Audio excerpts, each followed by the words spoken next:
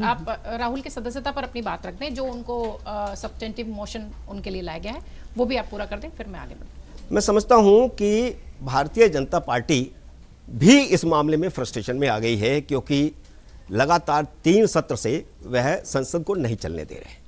आपको याद होगा जब इस लोकसभा का गठन हुआ था तो पहले ही भाषण में राहुल गांधी ने कहा था कि हम जो चाहेंगे वो होगा, सरकार जो चाहेगी वो नहीं होगा।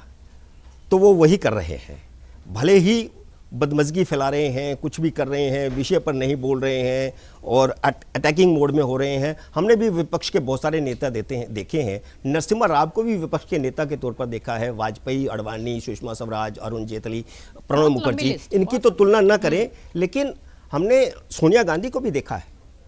सोनिया गांधी भी विपक्ष की नेता इनसे बेहतर साबित हुई थी।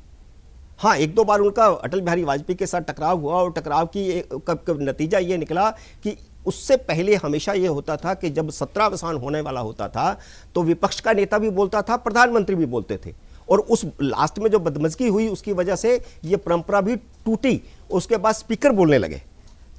लेकिन इसके बावजूद भी इतनी बुरी हालत नहीं हुई थी जितनी इस समय हो रही है कि राहुल गांधी जो है किसी को बोलने नहीं देते। वो एक अपना एजेंडा बनाकर आते हैं, जैसे पार्क में टहलते हैं वैसे टहल रहे होते हैं।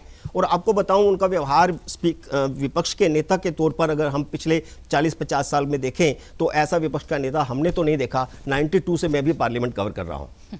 तो अभी आपको एक उदाहरण देता हूं। राष्ट्रपति भवन में 26 जनवरी को भोज था शाम का। उस भोज में राहुल गांधी भी गए। सब लोग लाइन में खड़े थे, राष्ट्रपति का इंतजार कर रहे थे, प्रधानमंत्री भी आ गए थे।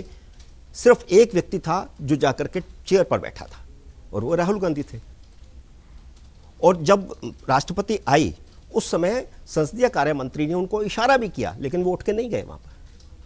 तो ये मतलब उनको देखना चाहिए कि इससे पहले जो विपक्ष के नेता रहे उनका सदन में क्या व्यवहार होता था, किस प्रकार वे बोलते थे, किस प्रकार की मर्यादा का ध्यान रखते थे, किस प्रकार प्रधानमंत्री का सम्मान करते थे, सत्ता पक्ष का। उन्होंने कह दिया कि मैं विपक्ष का नेता हूं, मुझे आपकी इजाज़त नहीं चाहिए स्पीकर को कहना। क्या कभी ऐसा हुआ है? कभी ऐसा हो सकता है? विपक्ष का नेता हो या कोई भी हो, उसको स्पीकर की इजाजत से ही बोलना पड़ेगा। यही नियम है, वरना तो ये जंगल का राज हो जाएगा, संसद भी जंगल जैसा बन जाएगा। लेकिन ऐसा कहना, इस तरह का घमंड, वो जो राज परिवार का घमंड होता है ना, वो उनके सिर पर सवार है। अगर आप ये वीडियो YouTube पर देख रहे हैं तो हमारे चैनल को सब्सक्राइब कर बेल आइकन दबाएं, और Facebook पर देख रहे हैं तो हमारे पेज को लाइक करें।